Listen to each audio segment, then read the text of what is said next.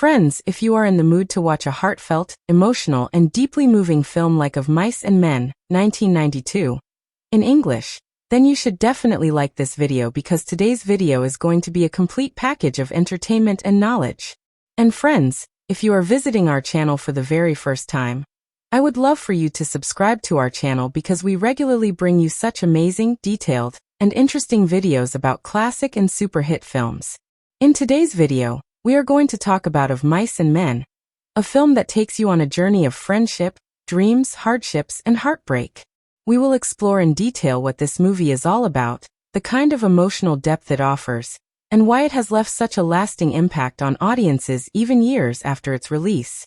I will also tell you where you can watch this film, whether it's available on any OTT platform or being broadcast on any satellite TV channel, so that you can experience this cinematic masterpiece yourself.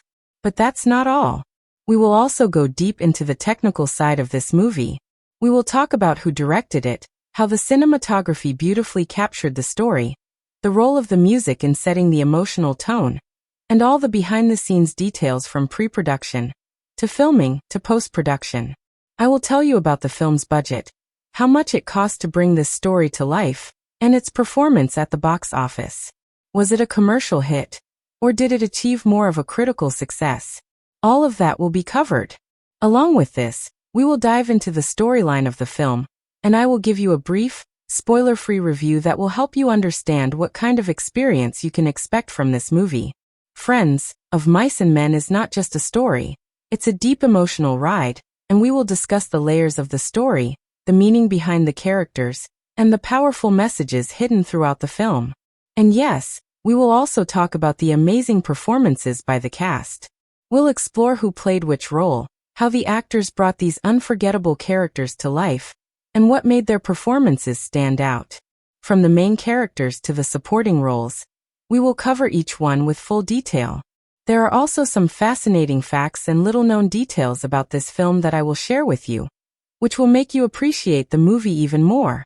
That's why I request you to watch this video till the end, because you're going to get a complete, entertaining, and in-depth overview that you won't find anywhere else.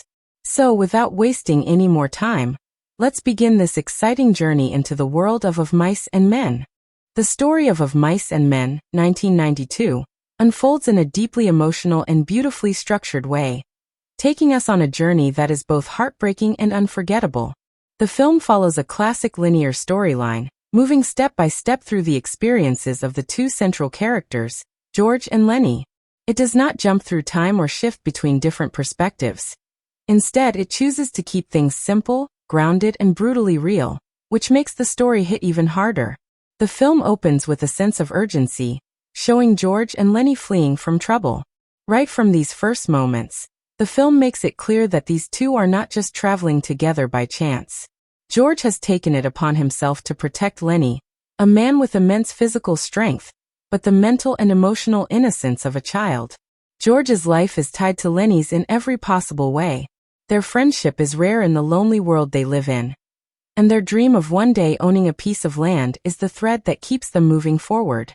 As George and Lennie arrive at a new ranch looking for work, the story carefully builds a world filled with broken people, each carrying their own burden.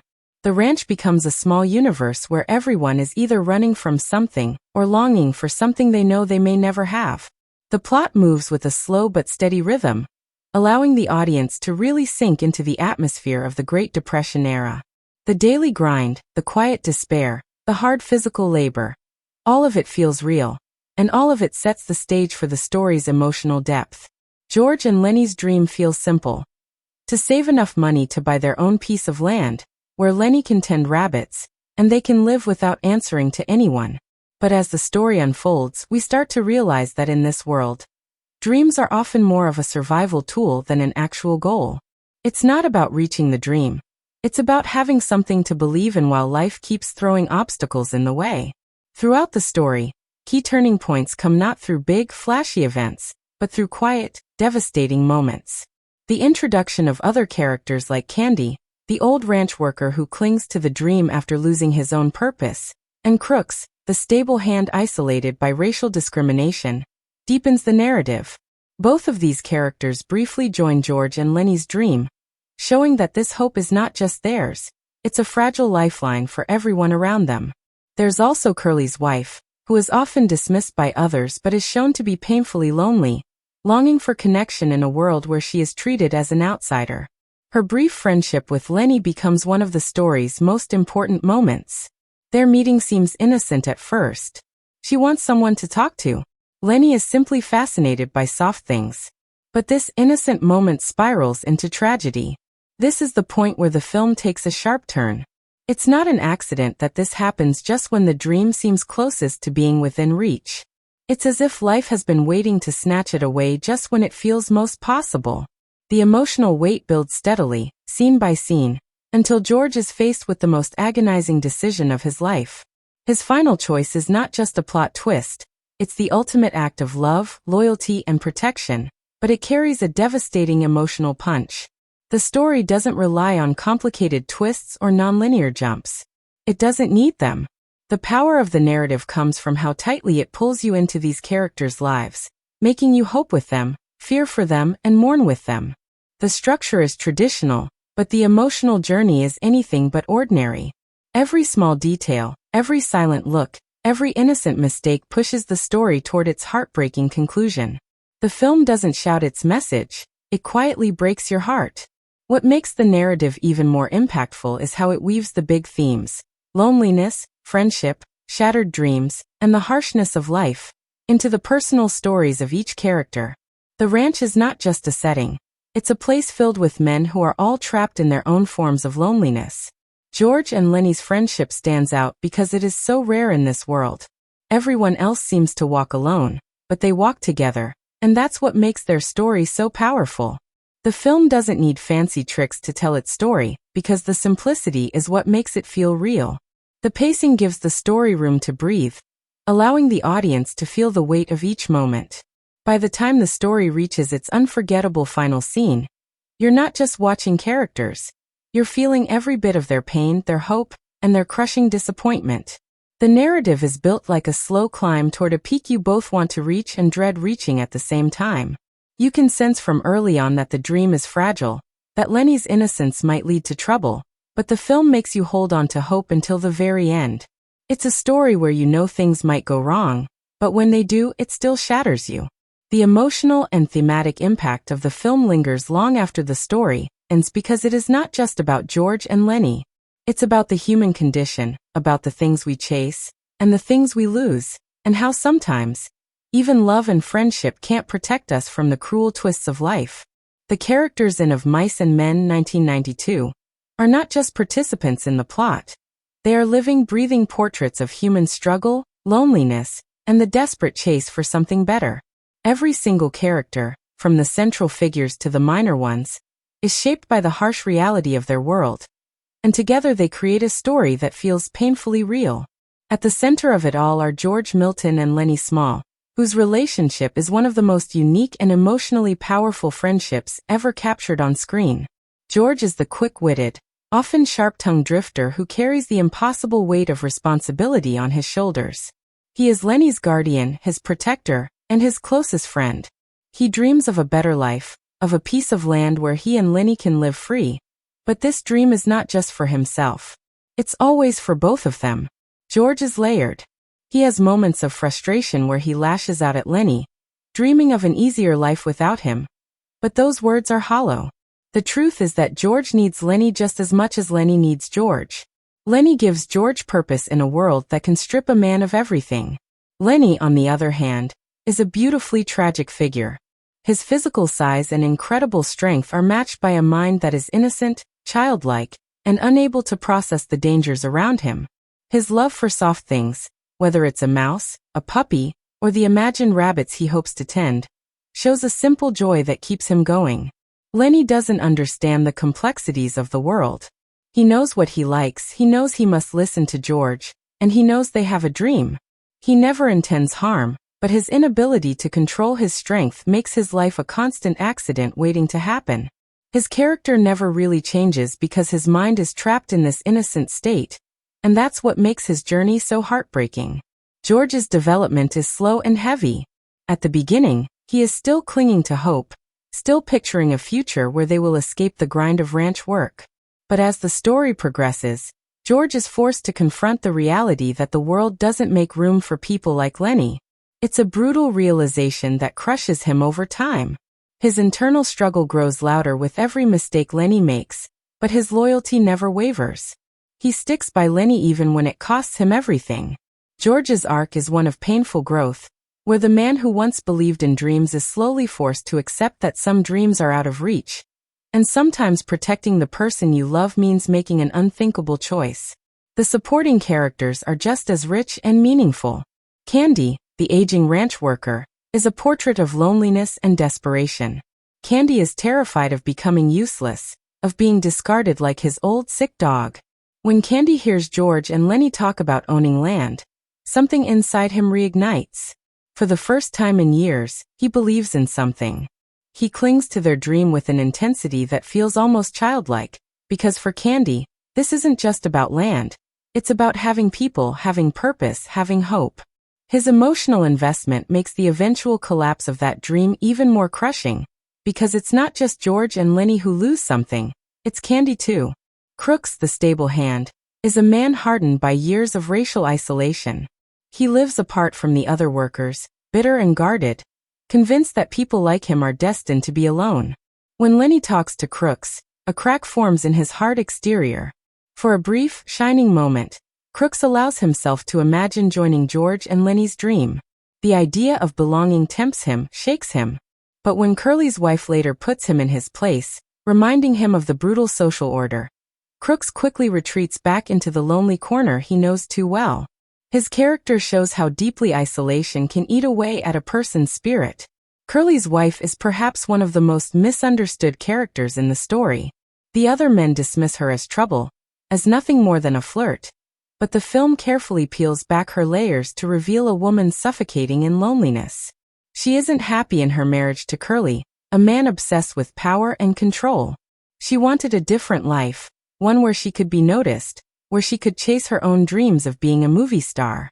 Her conversations with Lennie are filled with tragic vulnerability. She finally finds someone who listens to her, someone who doesn't judge her, but tragically, Lennie cannot understand the danger his own strength poses. Their innocent interaction turns fatal, and in that moment, both of their lonely lives shatter. She is not a villain. She is a victim of her own circumstances, trapped in a world that gives her no real place. Curley himself is a character consumed by insecurity. His need to constantly prove his toughness, his aggressive pursuit of Lennie, his possessiveness over his wife, all of it comes from his deep sense of inadequacy. Curley's role is essential in driving the story's tension. He represents the kind of cruelty that thrives in a place where power is valued more than kindness. He never changes, never softens, and through him, the film shows how dangerous unchecked pride can be. Then there's Slim, the quiet, calm leader among the workers. Slim is the rare character who understands the bond between George and Lennie without questioning it. He's the one person who listens without judgment, who sees George's pain and recognizes the humanity in his choices. Slim is a steady, grounding presence in a world filled with chaos and harshness. The relationships between these characters are what make the story so powerful. George and Lennie's friendship is the emotional heartbeat, but the connections they form with Candy, Crooks, and even Curley's wife show how desperate everyone is for companionship. They are all clinging to scraps of hope, to the chance that maybe they won't have to face the world alone. The tragedy is that in this story, loneliness always seems to win. Candy's fragile hope is shattered. Crooks returns to his isolated life. George is forced to make a decision that leaves him more alone than ever before. Even Lennie, who never truly understands the weight of the world, faces a fate shaped by misunderstanding and fear. The characters in Of Mice and Men don't undergo the kind of transformations that end with triumphant victories or big life changes. Their growth is subtle, painful, and often comes with the realization that dreams can be impossible, that life can be merciless, and that sometimes love and loyalty are not enough to save someone. The story shows that even the strongest bonds can be torn apart by forces beyond our control. Every character leaves a mark. Every moment, every connection, every heartbreak adds to the deep emotional landscape of the film. These characters don't just pass through the story. They carry it, shape it, and stay with you long after the credits roll.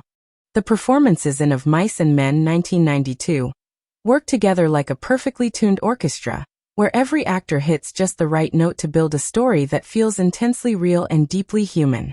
The cast doesn't just perform. They fully inhabit their roles, bringing layers of emotion that simmer beneath the surface and explode when the story demands it. What makes these performances unforgettable is how quietly powerful they are. There's no excess, no overacting. Everything is raw, honest, and loaded with meaning. John Malkovich's portrayal of Lennie Small is simply mesmerizing. It's one of those rare performances where the actor completely vanishes, and all you see is the character. Lennie is a man trapped in a body too powerful for his innocent mind, and Malkovich embodies that contradiction with such authenticity that it's impossible to look away. He nails Lennie's clumsy body language. The way he hunches, the awkward way he walks, the way he fidgets nervously when he's unsure of what's happening around him. Malkovich gives Lennie a childlike voice, a wide-eyed wonder that is as heartbreaking as it is endearing. There's a scene where Lennie gleefully talks about tending rabbits on their dream farm, and the joy on his face is so pure you forget for a moment that his happiness is built on a fragile fantasy. But Malkovich doesn't just play Lennie's sweetness. He brings out the terror too. When Lennie panics, when things slip out of his control, Malkovich's performance shifts so suddenly and powerfully that you can feel the tension crawl up your spine. He captures the tragedy of a man who never truly understands the danger that comes with his own strength. Gary Sinise, who also directed the film, gives a quietly devastating performance as George Milton. Sinise understands that George's strength doesn't come from bravado or force. It comes from his patience, his loyalty, and his quiet heartbreak. George isn't the kind of man who pours his feelings out in dramatic speeches, and Sinise's performance respects that. Instead, he lets George's emotions seep out in subtle ways: the tired slump of his shoulders, the way his voice softens when he talks to Lennie, the lingering pauses when he thinks about their impossible dream. Sinise shows us a man caught between his duty and his own exhaustion. A man who sometimes fantasizes about a life without Lennie, but knows deep down that he could never really walk away. The way Sinise plays the final scene, his trembling voice as he comforts Lennie, his barely controlled tears as he tells the story of their dream one last time, is crushing. He doesn't need to scream or break down to make us feel George's pain. The quietness is what makes it hit so hard.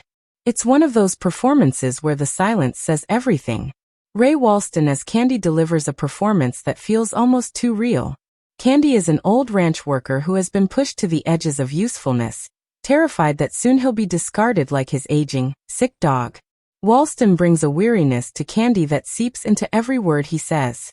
When Candy overhears George and Lennie talking about their dream farm, his entire posture changes. There's a flicker of life in his eyes, a desperate hope that maybe, just maybe, he won't be left behind. Walston's performance during the heartbreaking scene where Candy finds out the dream is dead is unforgettable. His voice cracks, his body seems to collapse in on itself, and his grief isn't loud. It's quiet, suffocating, and brutally real. You can feel the crushing weight of disappointment pressing down on him. Joe Morton as Crooks brings a level of depth and dignity to a character who has spent his life on the margins. Crooks is isolated not because of his personality, but because of the color of his skin, and Morton plays that isolation with careful restraint. He's guarded, sharp, and bitter, but Morton also allows us to see the cracks in that armor. There's a powerful scene where Crooks dares to believe that maybe he can be part of George and Lennie's dream, and you can see the longing in his eyes even as he pretends not to care. Morton captures Crooks's internal struggle perfectly. The conflict between protecting himself from disappointment and wanting so badly to belong. His performance adds an entire layer of heartbreak to the story's theme of isolation. Sherilyn Fenn's portrayal of Curley's wife is both vulnerable and misunderstood. Fenn refuses to let the character fall into the trap of being simply the flirt or the troublemaker. Instead, she plays her with layers of sadness, frustration, and longing. Curley's wife is a woman trapped in a life she never wanted, married to a man who treats her like property. Fenn's performance shows the ache of being invisible, of having dreams that were never realized. Her interactions with Lennie are some of the most delicate and tense in the film. She finally finds someone who listens to her without judgment. Someone who doesn't see her as a threat or a burden. There's a brief moment where you see the softness in her. The girl who once wanted to be in the movies. The girl who wanted more. Fen lets that vulnerability come through, making her fate feel all the more tragic because by the time she's gone, you understand she was never the villain. She was just lost. Casey Siamasco as Curley plays the character with an aggressive energy that is constantly on the verge of explosion. Curley is small in stature, but bursting with insecurity, and Siamasco embodies that desperation to prove himself in every scene. His quick temper, his constant need to assert dominance, his obsession with finding and punishing Lennie, all of it comes from a deep-seated fear that he is not respected. Siamasco makes Curley's aggression believable, without making him cartoonish. He's dangerous because he's impulsive and insecure, and Siamasco makes sure we feel that threat every time Curley is in the room.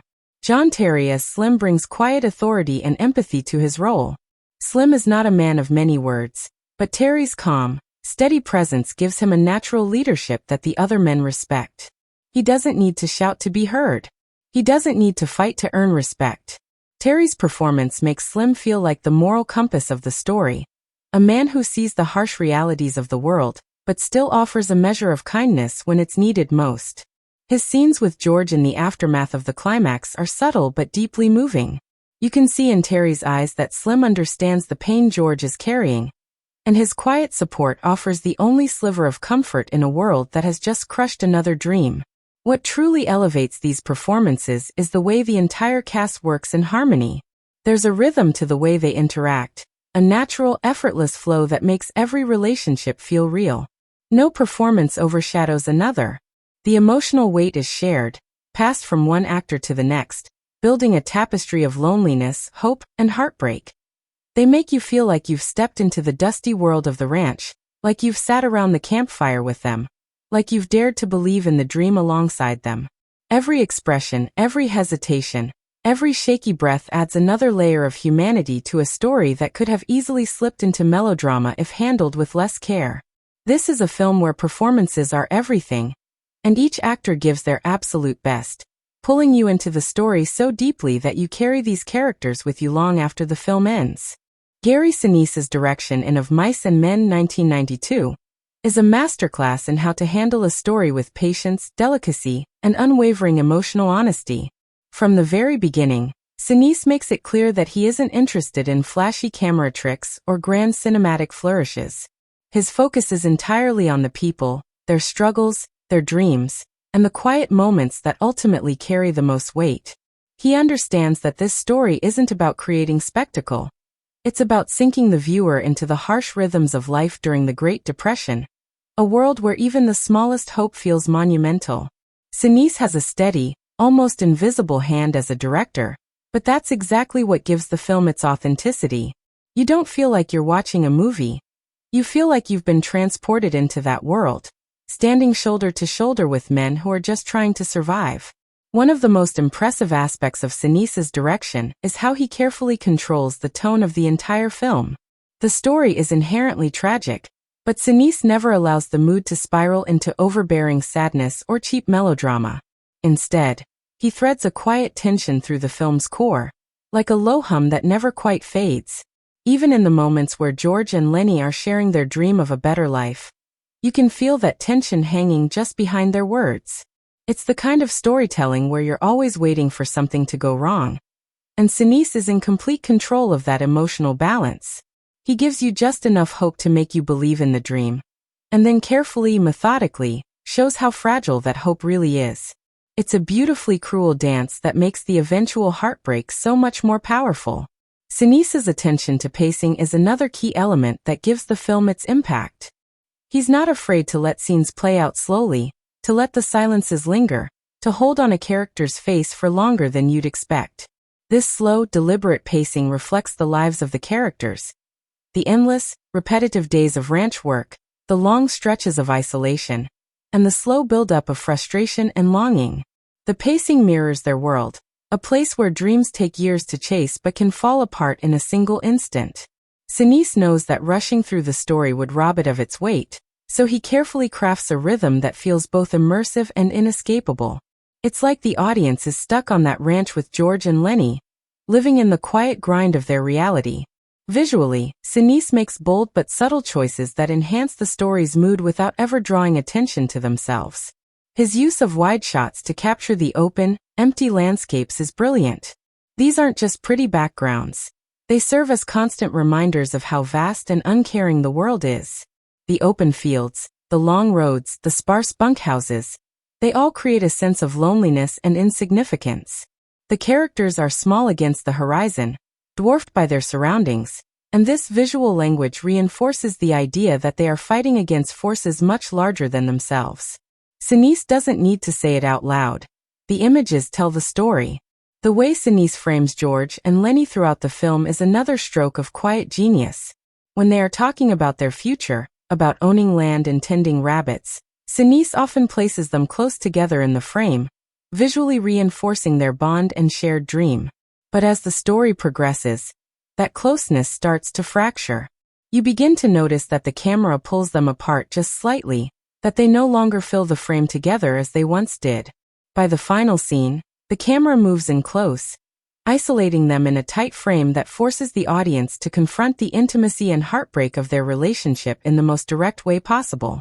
Sinise doesn't rely on heavy dialogue to tell you what's happening between these characters. He lets the camera do the talking, and the effect is devastating. Sinise also shows incredible restraint in the way he handles the film's most intense scenes. There are moments in this story, like the fight between Lennie and Curley or the final act at the river, that could have been played for high drama or shocking violence. But Sinise chooses a different path. He keeps the camera steady, the emotions grounded, and he allows the natural weight of the moment to carry the scene. He doesn't overplay his hand, and because of that, the moments hit so much harder. The final scene in particular is one of the most emotionally raw sequences you'll find in a film, and Sinise directs it with quiet, brutal simplicity. There's no dramatic music swelling, no desperate last-minute pleas, just George's trembling voice telling the story of the farm one last time, Lennie's trusting smile, and the sound of the wind moving through the trees. The power comes from what's left unsaid, from what's restrained, from what the camera refuses to look away from. What's equally impressive is how Sinise brings the supporting characters to life through his direction. Characters like Candy, Crooks, and Curley's wife are not treated as side notes. Sinise gives them space to exist as fully realized people, not just as devices to move the plot forward. His direction ensures that even the smallest moments with these characters carry weight. When Candy mourns the loss of his dog, when Crooks dares to believe in a dream he knows is out of reach, when Curley's wife reveals her own broken hopes, Sinise treats these moments with care and patience, allowing the audience to truly understand each character's personal tragedy. His vision is compassionate and thorough. No one is ignored. No story is rushed. Every character matters. Sinise's ability to pull these performances from his cast speaks volumes about his skill as a director. He creates an atmosphere on screen that feels authentic, raw, and emotionally exposed. You can sense that he gave his actors the room to explore their characters fully, to bring vulnerability and nuance to each scene. The performances don't feel manufactured. They feel lived in, as though the actors themselves spent time walking through those dusty fields, carrying those broken dreams. Even in the way Sinise uses lighting and sound, there's a consistent dedication to subtle storytelling. The lighting is often naturalistic, with soft shadows and dusty, golden tones that reflect the worn-out world of the ranch. There's no artificial shine or glamour here. It's the unfiltered, sun-bleached reality of Depression-era America. The sound design is equally understated. There's a constant presence of ambient noise, boots crunching on gravel, the distant murmur of animals, the soft rustling of wind through the grass. These details might seem small, but they are what immerse the audience fully in the world of the film. Gary Sinise's direction doesn't scream for attention. It pulls you in quietly, step by step, until you find yourself completely wrapped in the lives of these characters. He understands that this story is about the fragile hopes of ordinary people, and he honors that by building a film that feels as honest and unpolished as the world it portrays. His choices as a director, his pacing, his framing, his use of silence, his respect for the characters, turn Of Mice and Men into more than just an adaptation. He transforms it into an intimate, soul-deep experience that lingers long after the credits roll. He doesn't just show you the story. He makes you live it, feel it, and carry it with you. The cinematography in Of Mice and Men 1992, led by Kenneth Macmillan, is quietly brilliant. It's not the kind of cinematography that shouts for attention or dazzles with complex tricks. Instead, it works on a subtle, almost invisible level, guiding the viewer's emotions without ever stepping into the spotlight. The camera becomes a silent observer, moving through this world of ranch hands, broken dreams, and dusty landscapes with patience and care. It doesn't try to dramatize the story. It lets the story speak for itself, and uses visuals to gently magnify the emotional impact. What makes this cinematography so impressive is how naturally it pulls you into the time, the place, and the hearts of the characters without needing to push or force the experience. The way Macmillan captures the landscapes is a vital part of the film's storytelling. The wide, sweeping shots of open fields and empty roads are more than just beautiful pictures. They are visual metaphors for isolation and insignificance. George and Lennie, despite their big dreams, are shown as tiny figures walking through these vast, uncaring spaces. The camera often pulls back to remind us that these men are just small parts of a much bigger, indifferent world. These wide shots aren't just there to make the film look grand. They are there to make you feel the loneliness, the endlessness, the sense that the world doesn't particularly care whether these men succeed or fail. It's a powerful visual contrast. George and Lennie's dream is so big to them, but in the eyes of the world, they are just two more forgotten workers on an endless ranch. Lighting is another area where the cinematography shines in its subtlety. The film consistently uses soft, natural light that feels authentic to the era.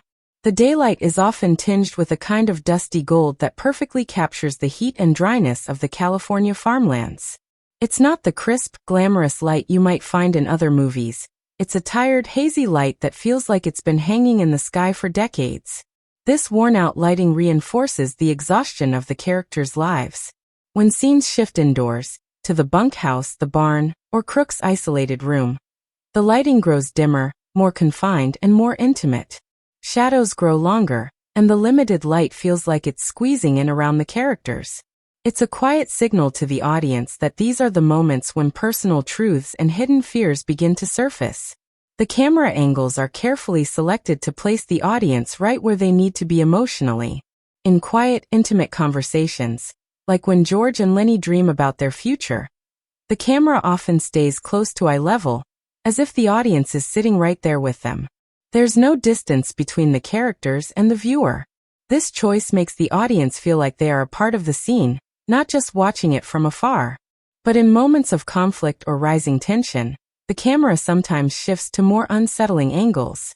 For example, during Curley's aggressive confrontations, or when Lennie's strength spirals out of control, the camera slightly tilts or shifts its balance, adding a quiet but noticeable sense of unease. These aren't extreme camera movements, but they are just enough to make the audience feel that something is about to slip out of balance. It's a clever, understated way to reflect the emotional instability brewing beneath the surface. Some of the film's most visually memorable moments come from how the cinematography handles the contrasts between beauty and tragedy. The riverside scenes are a perfect example. These moments are filmed in soft, serene light with calm water and gentle surroundings, creating an almost peaceful setting. But this peacefulness stands in sharp emotional contrast to the heartbreak that is unfolding between George and Lennie. The cinematography leans into this contrast, using the natural beauty of the scene to intensify the emotional weight. There's no need for the camera to move frantically or to cut quickly. The cinematography simply holds steady, making the audience sit in that moment, unable to look away. The stillness of the camera in these scenes forces the viewer to absorb the full impact of what is happening, and the simplicity of the shot becomes its own kind of power. The film also uses framing in subtle but brilliant ways to communicate shifts in relationships. At the beginning of the story, George and Lennie are often framed together in close, tight shots that emphasize their bond and shared purpose. As the story progresses, the camera begins to separate them more and more within the frame. Sometimes there's physical distance between them. Other times, a fence post, a door frame, or a shadow quietly divides the space. These aren't flashy visual choices. They are quiet signals that the unity between George and Lennie is beginning to fray. By the time the final scene arrives, the camera isolates them completely, focusing tightly on George's face and Lennie's trusting expression, underscoring just how alone they truly are in that devastating moment. The progression of this framing is not explained in words. It's something the audience feels through the way the shots are composed. The cinematography also shows a deep respect for the everyday details of the characters' lives. The rough textures of the bunkhouse walls, the dirt on the characters' boots, the frayed edges of work gloves. All of these things are captured with an unflinching eye. The camera lingers on these small details just long enough for the viewer to notice, building a tactile world that feels lived in and real. The film doesn't need to tell you how hard their lives are. You can see it in the dust, the sweat, and the way the light falls across their tired faces. Sound and cinematography also work hand in hand throughout the film. The camera often holds still during moments of silence, allowing the natural sounds of the environment, the soft rustling of the wind, the crunch of footsteps on gravel, the distant clinking of tools, to fill the space. These choices create a rhythm that mirrors the slow, grinding pace of the characters' lives. The cinematography doesn't rush through these quiet moments. It honors them, and in doing so, allows the weight of silence to speak just as loudly as the dialogue. The supporting characters also benefit from the thoughtful visual storytelling. When we see Crooks in his isolated room, the cinematography uses tight, claustrophobic framing to make his space feel even smaller, emphasizing his forced separation from the other men. When Candy sits quietly after his dog is taken away, the camera lingers on the empty bunk, allowing the absence to settle into the frame like a physical presence. These moments, though small, are some of the most emotionally resonant because the cinematography understands exactly how to frame them for maximum impact without a single word needing to be spoken. What makes the cinematography in Of Mice and Men so special is its humility. It never tries to overwhelm the audience or pull attention away from the characters. It patiently sits alongside the story, quietly shaping the mood and deepening the emotional experience. Kenneth Macmillan's work is a perfect match for the story's tone. Unpretentious, grounded, and deeply empathetic. Every wide landscape, every lingering close-up, every soft shadow is carefully chosen to let the viewer. The editing and pacing of Mice and Men 1992 aren't just technical choices, they are an emotional language of their own. This is the kind of film where the way it moves, the way it lingers, and the way it transitions between moments quietly shapes how we feel about every scene. From the very beginning, the editing sets the tone by giving the audience time to absorb not just what is happening, but what it means. There's no rush to get to the next plot point. Every scene is carefully measured, and every cut is placed with intention. The film lets the silences speak, it lets the pauses breathe, and it trusts the audience to sit in moments that might feel uncomfortable in a faster-paced film. This isn't a story that benefits from racing. It's a story that grows heavier the longer you sit with it, and the editing wisely leans into that. One of the most powerful things about the film's editing is how it uses stillness and space to create emotional weight. The editor, Robert C. Jones, doesn't try to cut away from uncomfortable moments. When George sits in silence after talking about his dream, the camera lingers. When Candy stares at the empty bunk where his old dog used to lie, the shot holds, almost daring the audience to look away. These moments could easily have been cut shorter, but the decision to keep them long forces the viewer to feel the same emptiness the characters are feeling. The pacing slows in these moments, not to drag, but to demand attention. It's as if the film is saying, "Don't rush through this. This matters." The transitions between scenes are done with a smooth, almost invisible rhythm. There are no abrupt jumps, no disjointed movements from one location to another. The story flows like a quiet current, moving naturally from one place to the next. When George and Lennie arrive at the ranch, when the workers gather, when Lennie finds himself alone in the barn, the edits lead the audience there gently. The transitions often rely on simple visual cues or sounds to guide the shift. The crunch of boots on gravel, the sound of distant laughter, the slow fading of light. These transitions make the viewer feel like they are walking through the story alongside the characters, rather than being pulled along by the hand. The pacing is carefully tuned to match the lives of the characters. Life on the ranch is repetitive, slow, and predictable. The days are long, and time seems to stretch endlessly. The editing mirrors this by allowing some scenes to unfold with a deliberate slowness that captures the grind of these men's daily routines. Scenes like the quiet evenings in the bunkhouse, or the lonely moments where each character drifts into their own thoughts, are not trimmed to make room for action. They are allowed to exist, to stretch, to weigh on the audience just as heavily as they weigh on the characters. The pacing is not afraid of silence, it embraces it. And that silence becomes a powerful storytelling tool. When tension rises, the editing adjusts, not by suddenly throwing in rapid-fire cuts, but by gently tightening the rhythm. The fight between Lennie and Curley is a perfect example. The pace accelerates slightly, but the editing still allows the viewer to stay with the moment, to feel each shift in power, each second of fear and confusion. The scene doesn't rely on quick, flashy cuts to build excitement. It uses sustained shots that make the tension feel real and unavoidable. You can't blink and miss something. The editing makes sure you stay locked in the moment, watching as the inevitable unfolds. The editing also pays careful attention to how the story's emotional arcs are paced. When George, Lennie, and Candy talk about the dream of owning their own farm, the scene takes its time. The edits let the excitement and hope slowly build. It's not rushed. The camera lingers on their faces as they imagine this future, and the editing allows their enthusiasm to grow naturally. Later, when that dream begins to unravel, the pacing subtly shifts again. Scenes become shorter, tighter, and more focused. The rhythm begins to close in, reflecting how the walls are closing in on the characters' fragile hopes. The editing here is not just about moving from one scene to the next. It's about making the audience feel the tightening grip of reality. One of the most emotionally intense editing decisions comes in the final scene. As George prepares to make the hardest choice of his life, the pacing slows to a crawl. The edits stretch out the time, forcing the viewer to sit in the unbearable quiet between words, between breaths. The editing refuses to let the audience escape the moment. It holds on George's trembling voice, on Lennie's trusting face, and on the river flowing gently beside them. It doesn't cut away to flashbacks or dramatic angles. It doesn't try to save the audience from the heartbreak. It simply stays there, in the silence, in the weight of what's happening. That choice makes the scene almost unbearable to watch, but it also makes it unforgettable.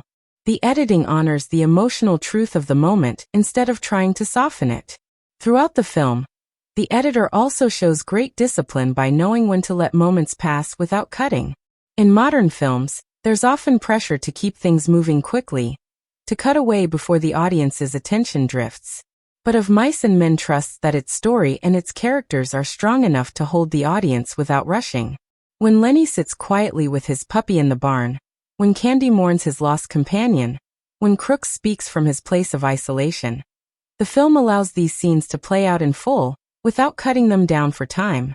The pacing gives these quieter moments the same weight as the big, dramatic ones, which makes the emotional landscape of the film feel balanced and honest. Even the way the film handles scenes where characters are separated is carefully thought out. When Lennie is alone in the barn while George is somewhere else on the ranch, the editing gently crosscuts between their separate moments, building a quiet sense of impending disaster. The film doesn't jump rapidly between them. It moves with patience, letting the tension slowly rise as the audience begins to sense that something is going terribly wrong. The timing of these cuts is perfect. It gives just enough time in each scene to build suspense without losing the emotional thread. The pacing also captures the slow collapse of hope. At the beginning, when George and Lennie are walking toward a new life, the film moves with a kind of cautious optimism. Scenes are longer, the pace is steady, and there's a feeling of open possibility. But as the story progresses and the dangers multiply, the pacing subtly begins to tighten, not in an obvious way, but like a quiet clock ticking louder in the background. The film knows exactly when to slow down to let grief sink in, and when to quicken just enough to let fear and urgency rise. The editing and pacing of Mice and Men are a masterclass in restraint. They don't compete for attention. They don't try to dazzle. Instead, they do the hard, invisible work of shaping the emotional journey, guiding the audience through moments of joy, heartbreak, tension, and reflection with a rhythm that always feels honest to the story. The cuts are clean, the transitions are seamless, and the pacing moves like the steady heartbeat of the story itself. It's a film that understands that sometimes the most powerful moments are not the loudest or the fastest.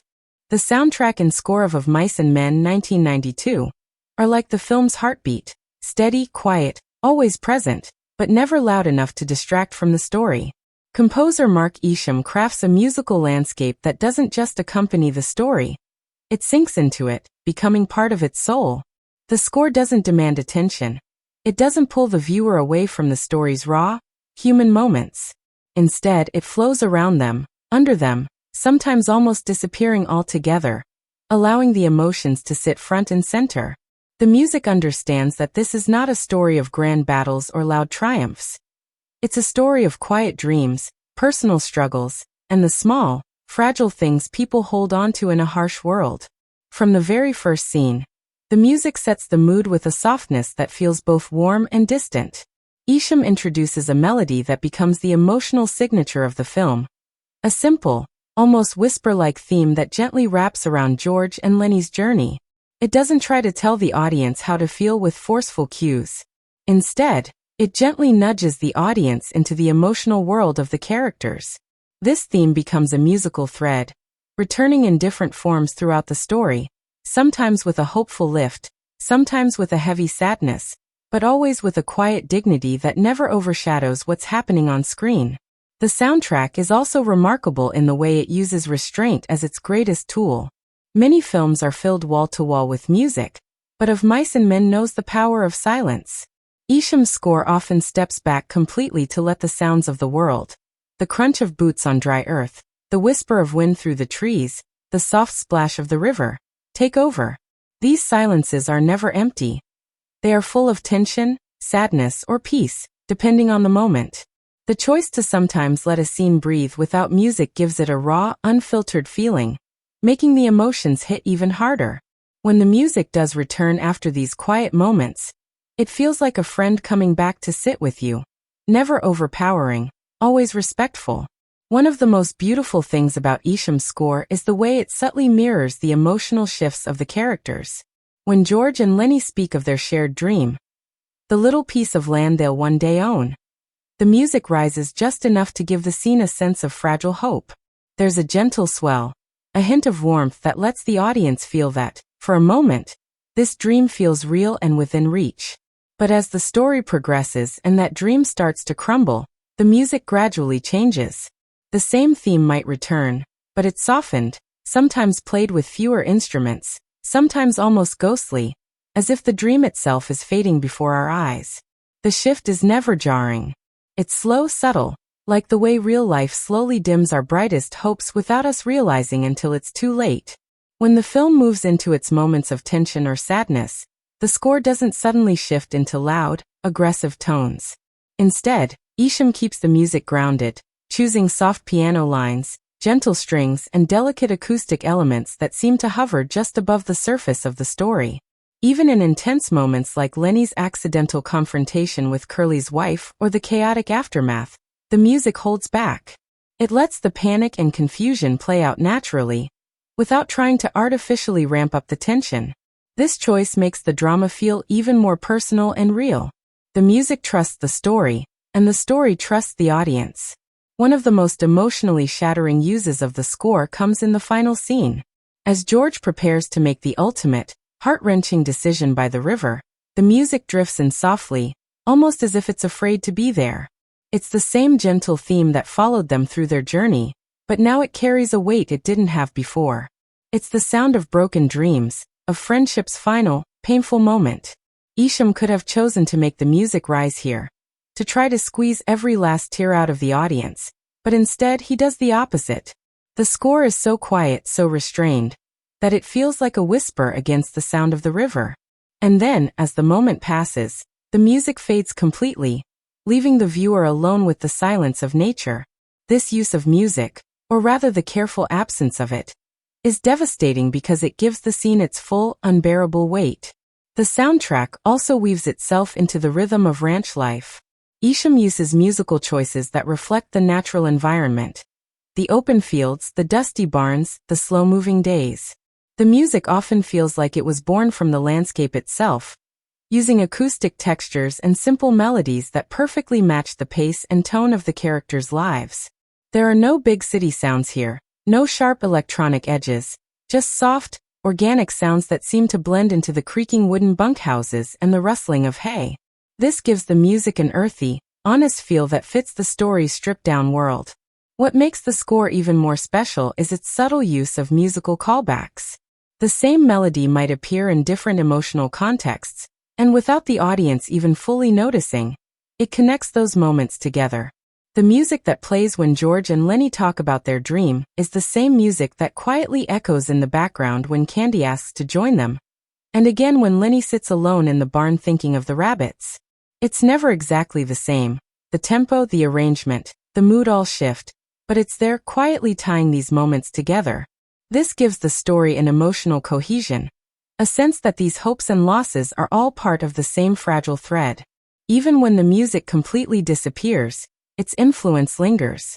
In scenes where the score falls silent, the emotional weight remains, as if the music has seeped into the fabric of the story. The silences aren't empty, they carry the echoes of what came before. Isham's ability to use silence not as a gap, but as an active emotional tool, shows a deep understanding of the power of restraint in storytelling. It's a brave choice, and one that pays off in every quiet glance, every hesitant step, every whispered word. Throughout the film, the score never competes with the actors, the cinematography, or the dialogue. It sits patiently in the background, enhancing without overshadowing, supporting without intruding. It's the kind of soundtrack that might not draw attention to itself on first listen, but when you step back and realize how much it shaped your emotional experience of the film, it becomes clear just how essential it is. Mark Isham's score for Of Mice and Men doesn't try to impress, it tries to tell the truth. It tells the truth about longing, about disappointment, about the tiny sparks of hope people cling to even when they know the odds are against them. And in doing so, it becomes not just a background element, but a quiet, indispensable part of the story's heart. Of Mice and Men, 1992, is not just a film about two men trying to get by during the Great Depression. It's a film packed with rich, complex themes that dig deep into the human soul.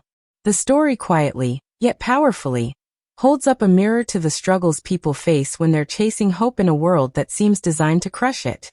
One of the loudest, yet softest themes in this film is loneliness. It's everywhere.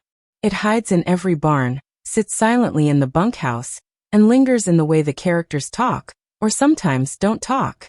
George may have Lennie, but he's still carrying a quiet loneliness, knowing that without Lennie, he would be just like the other drifters with no one. Lennie, despite being physically close to George, doesn't fully grasp what loneliness means, but his need to pet soft things and constantly be reassured shows that he's always reaching for comfort in a world that doesn't give it easily. Candy's isolation after losing his dog hits with extra weight. It's not just the loss of a pet, it's the loss of his last connection, the last thing that made him feel valuable. Crooks is perhaps the loneliest of all, pushed to the edge of the social circle, kept separate by his skin color, his bitterness covering up his deep hunger for companionship.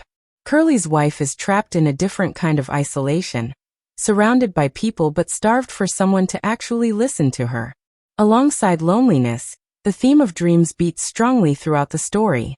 George and Lennie's dream is simple: a little piece of land, a couple of animals, a place to call their own. But that dream is more than just land. It's freedom, stability, and dignity in a world where these men are tossed around like scraps. What's powerful about this dream is how contagious it becomes. Candy hears it and clings to it like it's his last chance. Crooks briefly lets himself believe in it too, even though life has taught him not to hope. But this dream is delicate, like a candle flickering in the wind. And the tragedy is that reality seems to keep blowing it out just when it starts to burn brightly. The film shows us that sometimes people don't chase big, impossible dreams, they chase small, basic ones. Just a home. Just some peace. And even that can feel out of reach.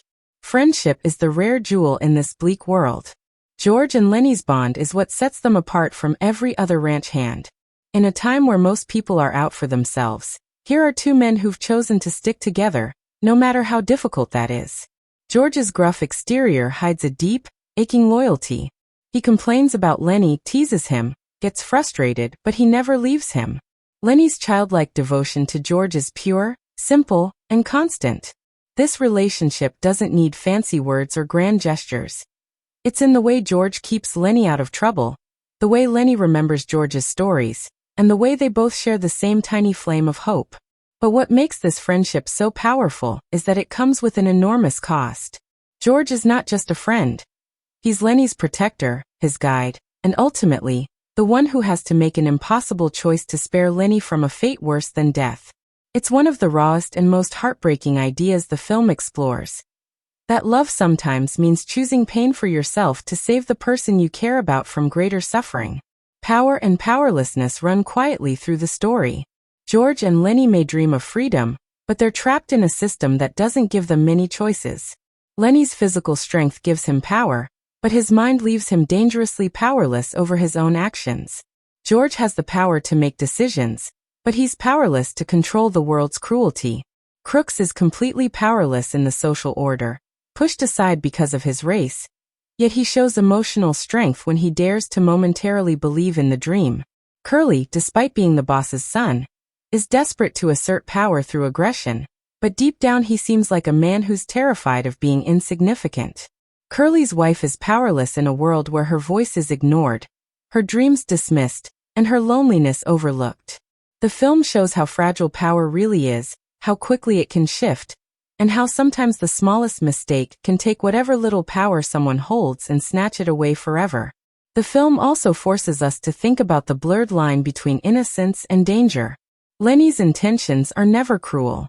He loves soft things, he loves the idea of tending rabbits, he loves George, but his actions bring harm because he doesn't understand his own strength. Lennie represents that heartbreaking clash between purity and the brutal consequences of living in an unforgiving world. The story makes us ask, should a man be judged by his heart or by his actions? It's a painful question because Lennie never meant to hurt anyone, but the world doesn't care about intention. It only cares about results. Mercy is another theme that quietly builds until it hits with full force in the final moments. George's choice is not about punishment. It's about love, about sparing Lennie from a future of pain, fear, and probably torture at the hands of an angry mob. The film connects this idea to Candy's regret about not ending his dog's life himself, not being there in his pet's final moment. George chooses to carry the weight Candy could not. It's a brutal, impossible decision that speaks to the depth of their bond and the crushing cost of real loyalty. Mercy in this film isn't clean. It's messy, painful, and leaves the audience wrestling with what they would have done in George's place. The role of women in this story also carries weight.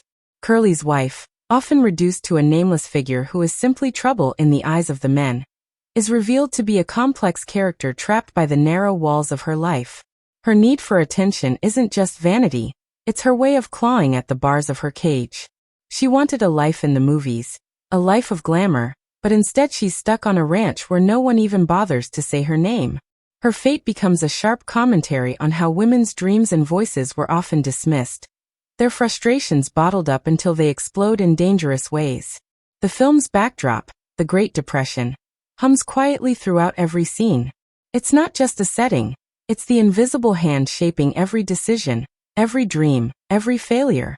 Jobs are scarce, money is tight, and security is almost non-existent.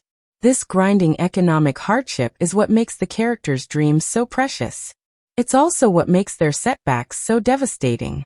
In this world, even the smallest misstep can cost you everything. The constant pressure to survive squeezes the humanity out of many people. But George and Lennie's friendship stands as a small rebellion against that cold reality.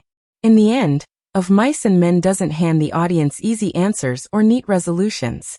It weaves its themes into every word, every glance, every silence between characters. Loneliness, dreams, friendship, power, mercy, innocence, and societal injustice all come together in a way that feels incredibly real. The film respects its audience, trusting them to feel these messages rather than spelling them out. It leaves viewers thinking about what it means to protect someone, what it costs to carry another person's dreams, and how sometimes the cruelest things in life happen not because people are evil, but because the world simply doesn't stop to make room for those who are different. of Mice and Men 1992, is a film that deliberately stays far away from the grand, digital spectacles we see in modern cinema. It doesn't dazzle you with explosions, sweeping CGI landscapes, or creatures that leap out of a computer screen. Instead, it roots itself in a visual style that's quiet, practical, and deeply authentic. The film's visual world is built from the ground up using the real environment, handcrafted sets, and physical details that carry the weight of the Great Depression era. It's the kind of visual storytelling where you can almost feel the dust clinging to your skin, where the worn-out bunkhouse walls and the sagging barn doors speak louder than any visual effect ever could. There's a beauty in the way the film's creators chose to lean on the raw, unpolished feel of the world, using the grit and wear of every object to make the audience believe they're walking alongside these characters. The use of practical effects throughout the film is a perfect example of how visual storytelling doesn't always need digital enhancement to feel real or immersive. When Lennie shows his incredible physical strength, there's no artificial boosting, no need for trick camera work or computer-generated enhancements. The tension is built through clever choreography, the actors' physical performances, and the framing of the shots. It's filmed in a way that makes Lennie's strength feel almost too real, something you can see and almost brace yourself for. When he crushes Curley's hand, for example, the scene is shot to emphasize the raw power Lennie doesn't fully understand, and the moment is sold through the actor's body language, the sound design, and the reactions of everyone in the room. There's no reliance on digital effects to exaggerate the violence. It's grounded, and that's what makes it hit harder. The film also uses natural lighting and weather to full effect, crafting scenes that feel like they're happening right in front of you. The golden, fading light of the late afternoons, the quiet grayness of the barns, the shimmering heat of the fields. All these visual elements are captured without digital touch-ups. This isn't the kind of film where the sky is color-graded into a perfect shade of blue, or where every sunset feels airbrushed. The visual texture feels honest, sometimes even harsh, and that's exactly why it works. The imperfections in the setting, the cracks in the wood, the dirt under the characters' fingernails, all of it adds to the world building in a way that digital effects simply can't replicate. One of the most emotionally devastating scenes in the film, the death of Candy's old dog, is a masterclass in how to use minimal visual effects to maximum emotional effect. There's no graphic display, no need for cinematic tricks. The audience doesn't need to see it happen to feel the weight of the moment. The sound of the gunshot, the look on Candy's face, the silence that follows. Those are the visual effects that matter here. The scene is powerful precisely because the film trusts the audience to connect the dots, to sit in that uncomfortable quiet, and feel the pain without being force-fed the image. It's a visual choice that respects the story's tone and keeps the film grounded in the real, unpolished world it wants to portray. Even the scenes where Lennie's tragic mistakes take place are filmed with the same naturalistic eye. The film doesn't lean into shock value, doesn't slow the frame to make the tragedy feel more cinematic. It's filmed in real time, in a way that makes the audience feel like helpless witnesses to something that can't be stopped. There's no artificial slow motion, no pumped-up sound effects to manipulate the viewer's emotions. The power comes from the rawness of the moment, from the weight of the performances, from the crushing realization of what has just happened. The landscape itself becomes part of the visual storytelling.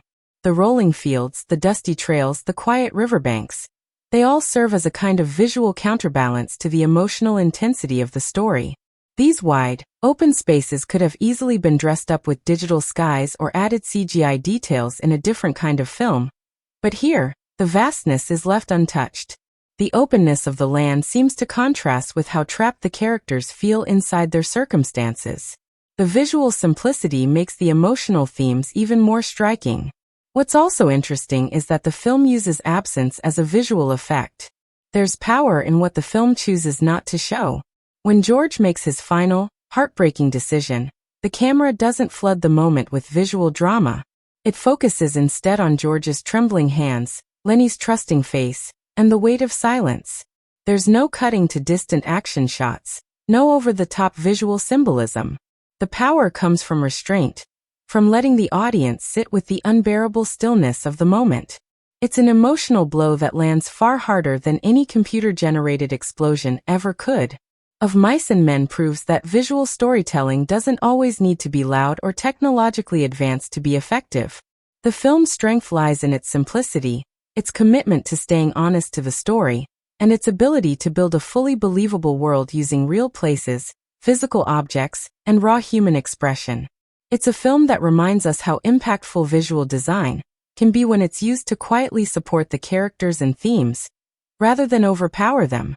The lack of flashy CGI isn't a weakness, it's a deliberate choice that keeps the focus exactly where it belongs, on the fragile dreams, heartbreaking choices, and powerful relationships that drive the story forward.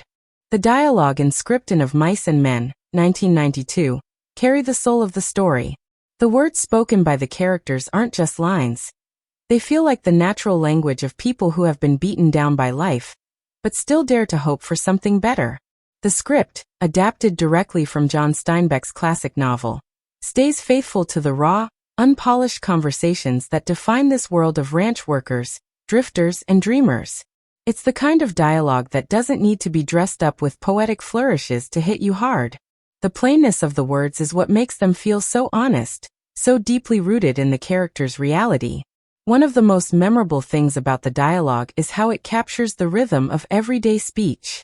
George's quick, sometimes impatient tone perfectly reflects the weight of responsibility he carries, especially when he's talking to Lennie. You can feel his exhaustion in the way he speaks, but you can also hear the tenderness underneath the frustration. He scolds Lennie, teases him, even threatens to leave him, but his words always circle back to the fact that he genuinely cares for him.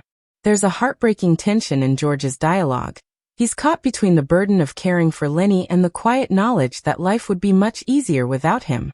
Yet every time he talks about their shared dream, his voice softens, and that vulnerability cuts through all his tough talk. Lennie's lines are simple, often repetitive, but they carry an enormous emotional weight. His constant requests to hear George retell the dream about the farm and the rabbits aren't just childlike questions.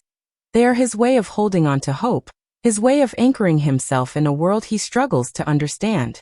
The repetition of that dream throughout the film becomes a chant, a kind of emotional heartbeat that threads through the story. The way Lennie lights up every time George begins, "We'll have a little house and a couple of acres." It's like those words are the only thing holding him together. The simplicity of Lennie's dialogue is what makes it so heartbreaking, because he never fully realizes how fragile that dream truly is. The script also captures the harshness of the environment through the way the other ranch workers speak. Curley's aggressive, clipped speech immediately sets him up as a man constantly looking for a fight, someone who is always posturing and puffing himself up to appear tough.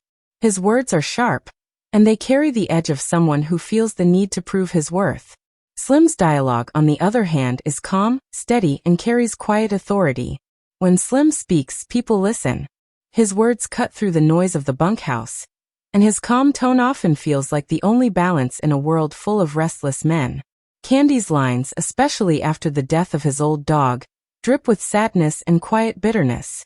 The conversation where Candy pleads to join George and Lennie's dream is one of the most emotionally charged in the film. The desperation in his voice, the way his words almost tumble out as he clings to the chance for a better life, feels painfully real. His dialogue is a perfect window into the mind of a man who knows his usefulness is slipping away, and all he wants is to matter to someone again. When he says, "I ain't much good with only one hand," it's not just a fact, it's a confession of the loneliness and helplessness that has taken root inside him. Even Curley's wife, who is often dismissed by the other men, has moments in the script where her dialogue briefly cracks open her facade and reveals her isolation. She's usually painted as a troublemaker in the ranch workers' eyes, but when she talks about her lost dreams of being in the movies, the script allows her to step out of the role she's been shoved into. Her lines give her a rare moment of humanity, showing that she's just as trapped and desperate as the men around her. What makes the dialogue so effective is its restraint. The film doesn't try to force deep, sweeping speeches into the characters' mouths. It trusts that the simplest words, when spoken in the right moment, can carry enormous emotional power. One of the most unforgettable pieces of dialogue is the final conversation between George and Lennie by the river. The way George gently tells Lennie to look across the river and imagine their future, even as he steadies his shaking hand, is devastating. The way the dialogue wraps back to their shared dream in that final moment gives the scene a quiet, brutal poetry. The script doesn't try to add unnecessary drama. It lets the silence, the pauses, and the small words do the heavy lifting. The script also knows when to lean into humor to give the audience a breath of relief. George and Lennie's banter is filled with little moments where George teases Lennie or where Lennie innocently misinterprets things. These small, humorous exchanges feel natural, like two people who have spent years on the road together and know each other's rhythms. The humor never undercuts the seriousness of the story. It makes the characters feel alive and real. Overall, the dialogue in Of Mice and Men is a masterclass in how to write with emotional precision and honesty. Every line feels like it belongs to these characters, shaped by their circumstances, their disappointments, and their stubborn dreams. The script's greatest strength is that it never tries to sound clever. It just sounds true. It captures the loneliness, the hope, the frustration, and the fleeting connections that make up the character's world. And it does so with a kind of quiet, heartbreaking power that stays with you long after the story ends. Of Mice and Men, 1992, is not the kind of film that tries to play with flashy genre tricks or pack in big surprises. It's a straight, unapologetic drama that leans fully into its emotional weight and never tries to escape from the raw, painful world it portrays. It doesn't dance around its identity or flirt with other genres like action or comedy. It knows exactly what it is, a somber, character-driven story about loneliness, dreams, and the crushing realities of life during the Great Depression. What's interesting is that the film doesn't rely on the typical melodramatic beats that some dramas fall into. It's not the kind of story where the music swells to tell you when to cry, or where the characters deliver grand speeches to explain how they feel. The film trusts its slow, steady pacing and intimate moments to carry the weight. It doesn't dress up the story with false tension or cheap thrills. Instead, it digs deep into the quiet spaces, the silences, the pauses, the subtle gestures that say more than any loud, dramatic twist could. In terms of genre conventions, Of Mice and Men absolutely follows the classic drama playbook, with its focus on ordinary people facing extraordinary emotional challenges. It checks all the boxes for a tragedy. It has flawed, relatable characters, a dream that feels just out of reach, and an inevitable fall that you can see coming from the very beginning.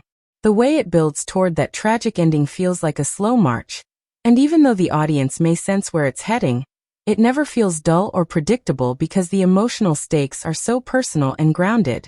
The film doesn't subvert the genre, but it doesn't need to. It executes the tragedy with such honest intensity that it feels fresh simply because it's so sincere. One of the things the film does particularly well within its genre is balancing the emotional highs and lows without slipping into sentimentality. There are moments of tenderness, like George describing the dream farm to Lennie or Candy desperately pleading to join them. But those moments never feel sugary or exaggerated. The film isn't trying to manipulate the audience. It's simply showing people clinging to whatever hope they can find in a world that constantly tells them they can't have it. And when things start to fall apart, the story doesn't rush to the climax. It allows the heartbreak to unfold in a way that feels natural, which is actually quite rare in dramas that sometimes force tension too quickly. The film also plays beautifully with the theme of isolation, which is a staple of the drama genre. Each character carries their own private loneliness, and the film lets these isolations brush up against each other without always resolving them. The way it handles George and Lennie's friendship is a classic genre move. The idea that even in the harshest worlds, people need each other to survive. But what makes it powerful here is how fragile that connection is. The drama is built not on big explosive events, but on the slow crumbling of that fragile bond. It's not flashy, but it's deeply affecting. Where the film might surprise viewers is in its understated humor. Even though it's a heavy drama, the script and performances allow small, genuinely funny moments to sneak in, mostly through Lennie's innocent questions or George's exasperated but affectionate responses. These moments don't feel out of place.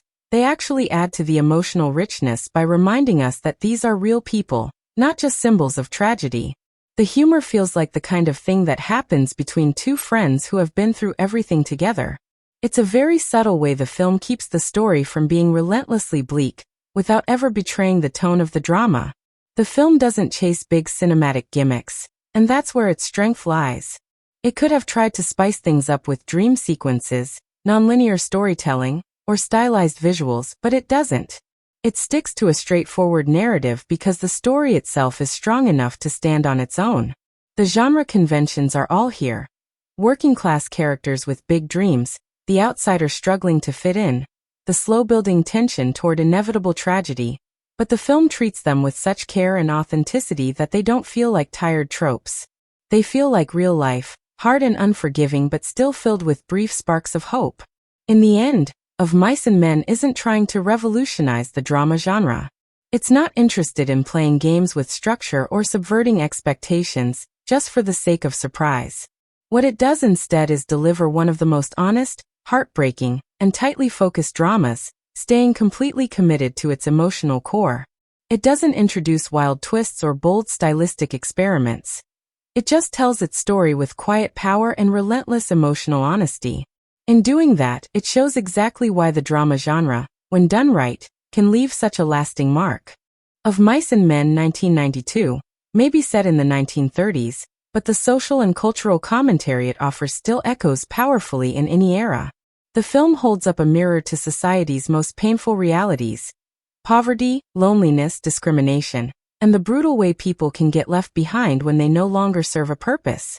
What makes its commentary so effective is that it's not hammered in with big speeches or overt political messages. Instead, the film quietly weaves these issues into the fabric of the characters' lives, letting their struggles, conversations, and silent disappointments speak for themselves. The film's biggest social commentary revolves around the idea of the American dream, and how it seems just out of reach for people at the bottom of the ladder. George and Lennie's dream of owning a piece of land and living off it sounds so simple, yet it's a dream that society keeps dangling in front of them like a carrot they can never quite catch. This is not just a story about two men chasing a goal. It's about how the system is stacked against people like them, how economic hardship crushes hope, and how the so-called promise of success and stability often excludes the very people who need it most. The film uses their story to show how society builds dreams for the working class, but rarely gives them the tools to achieve those dreams. The portrayal of loneliness and isolation isn't just a character-driven theme. It's a powerful commentary on how society marginalizes people. Curley's wife is a prime example of this. She's treated as an outsider simply because she's the only woman in a male-dominated space. She's constantly dismissed, feared, or ridiculed, but the film allows glimpses of her vulnerability. Her isolation isn't just personal, it's cultural. Women in this world don't have agency or power, and her tragic fate underlines how dangerous that kind of social exclusion can become. Candy's story is another piece of sharp commentary. He's an aging worker with a disability, and he knows that his usefulness is running out. In a culture that values people only for their labor, Candy's worth is slipping away, and he's painfully aware of it. The way the other men talk about his old dog, how the dog is too old, too weak, and should just be put down, mirrors Candy's own fear that society will soon see him the same way. The film makes a quiet but scathing point about how society discards the old and the weak, especially when they can no longer contribute to the system. The film also doesn't shy away from addressing racism, particularly through the character of Crooks, the black stable hand who is isolated from the other men simply because of his race. Crooks' small, powerful scenes speak volumes about the deep, systemic racism of the time. His loneliness is compounded by the barriers society places around him, and the way he bitterly pushes Lennie away when he visits is a defense mechanism built from years of exclusion. Crook's brief glimpse of hope when he considers joining George and Lennie's dream is quickly crushed, and that moment tells us how deeply society's rules have been carved into his understanding of his place in the world. He knows, almost instinctively, that someone like him is not allowed to dream of a better life. That's how the film captures the heartbreaking weight of racial discrimination, not by shouting about it, but by showing how it quietly shapes a man's entire existence. There's also a subtle commentary on masculinity and the way men are expected to carry themselves in such a hard, competitive environment. Curley is the clearest example of this pressure. He overcompensates for his small stature by constantly looking for fights, trying to prove his toughness to everyone around him. The film paints him not just as a bully but as a product of a culture that tells men they have to be aggressive, dominant, and unflinching. Even George, for all his compassion, struggles to show softness because the world around him doesn't make space for men who are openly tender. Yet his relationship with Lennie quietly pushes against that model of masculinity. He takes care of Lennie, speaks kindly to him in rare moments, and the act of protecting someone else becomes George's way of reclaiming a gentler, more human form of manhood. The social commentary in the film is layered and delivered with care. It doesn't feel forced because it's baked into the story itself. The characters don't deliver monologues about social injustice, they live it. Their actions, their fears, and their dashed hopes are what carry the weight of the film's messages. The film invites the audience to see the cruelty of a system that values profit over people, the pain of being different in a conformist world, and the crushing isolation that comes from being pushed to the edges of society. Of Mice and Men speaks volumes about how we treat the vulnerable, the mentally challenged, the elderly, women, the disabled, and racial minorities.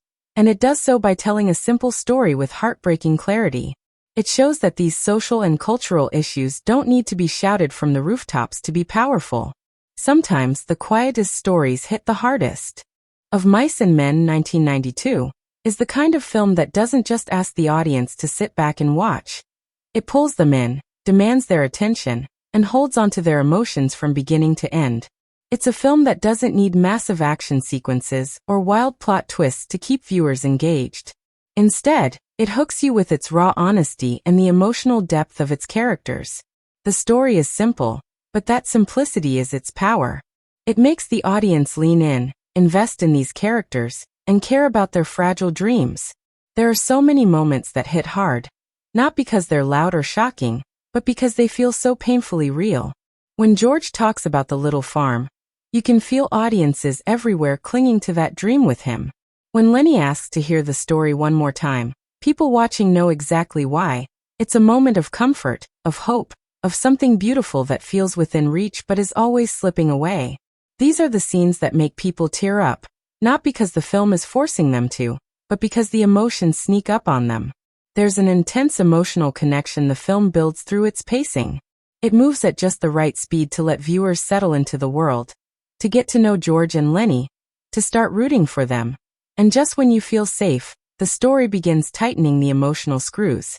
There's no rush to get to the tragedy. The film takes its time, and that patience is what makes the emotional payoff hit so hard. It feels earned. It feels personal. By the time the final act arrives, the audience isn't just watching characters make tough choices. They feel like they're making those choices themselves. The film is not content with simply telling a sad story.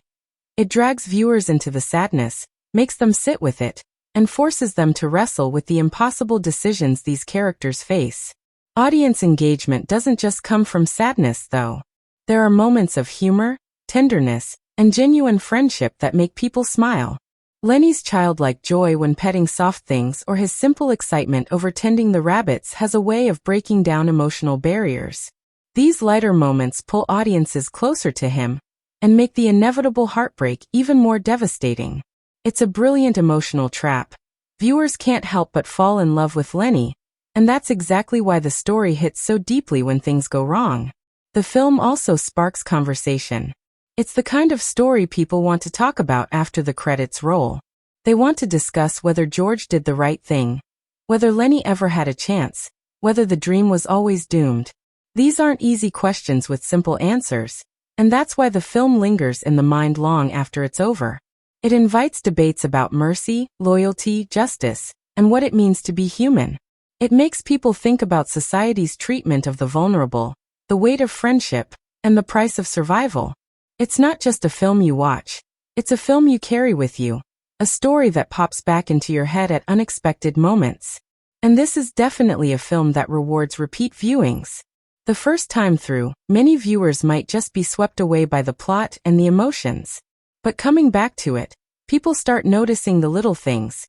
The way George's voice cracks when he talks about the dream, the quiet looks from Candy when he realizes his fate, the subtle panic in Lennie's eyes when he knows he's done something wrong. Every detail, every pause, every line feels heavier on a second or third watch. The story doesn't get old. It deepens. What's also fascinating is that Of Mice and Men connects with a wide range of audiences.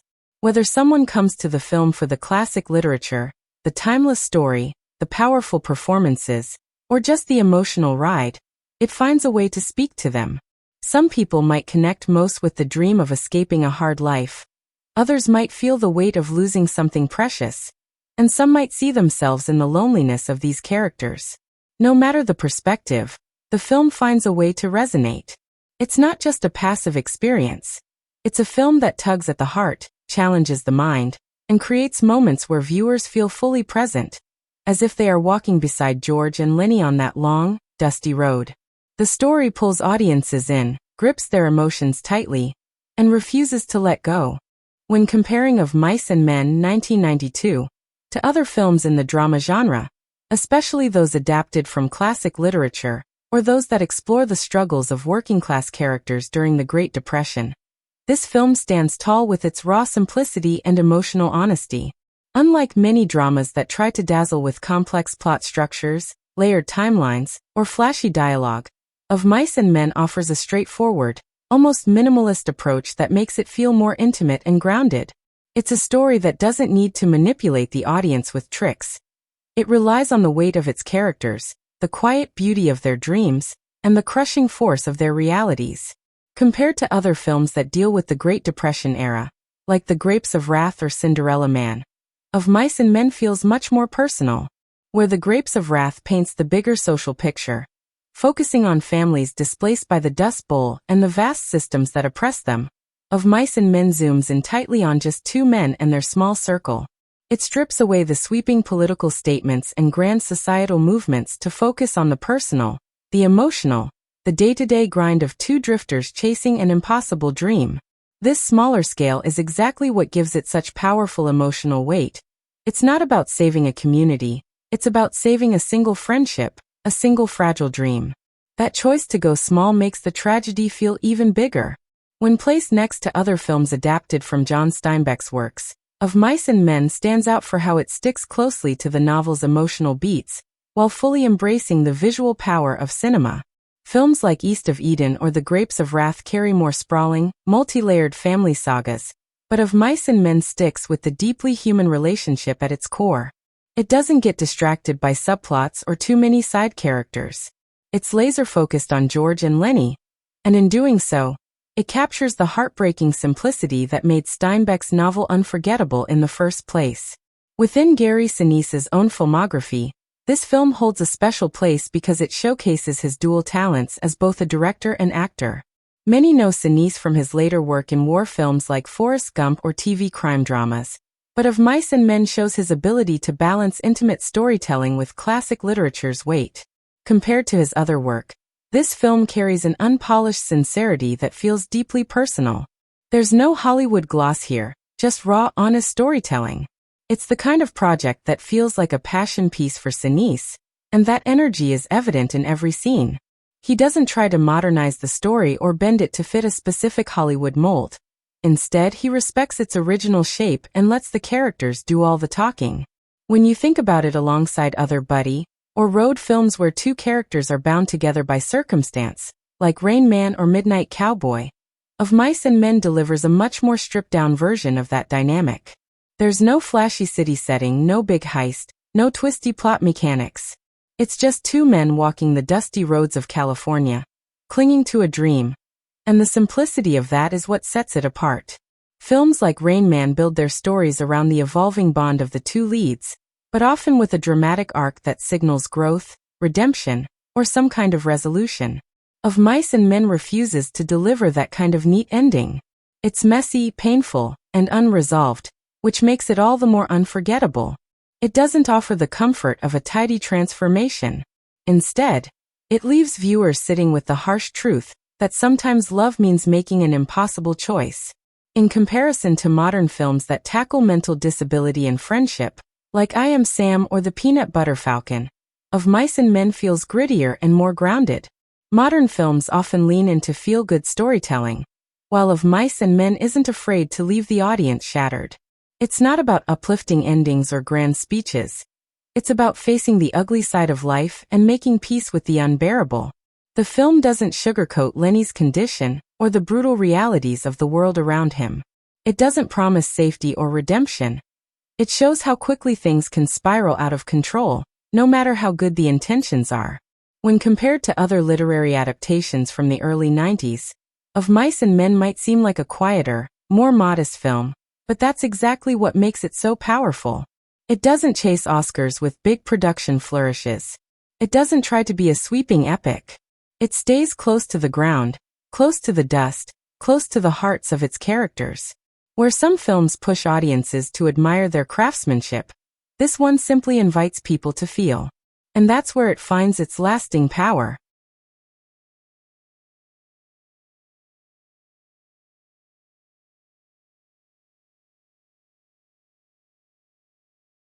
Of Mice and Men, 1992, is soaked in symbolism and rich with metaphors that quietly run beneath the surface of the story, adding layers of meaning that make the film so much more than just the tale of two men trying to survive. The most obvious symbol in the film, and in Steinbeck's original novel, is the dream of the little farm. George and Lennie's shared vision of owning their own piece of land becomes more than just a goal. It's a powerful metaphor for freedom, security, and the human need to control one's own destiny.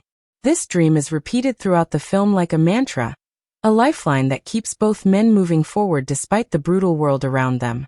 It's not just about rabbits and crops, it's about dignity, about having a place to belong. That dream stands in for every unreachable hope that people chase, no matter how unlikely it is. Lennie's obsession with soft things is another key symbol.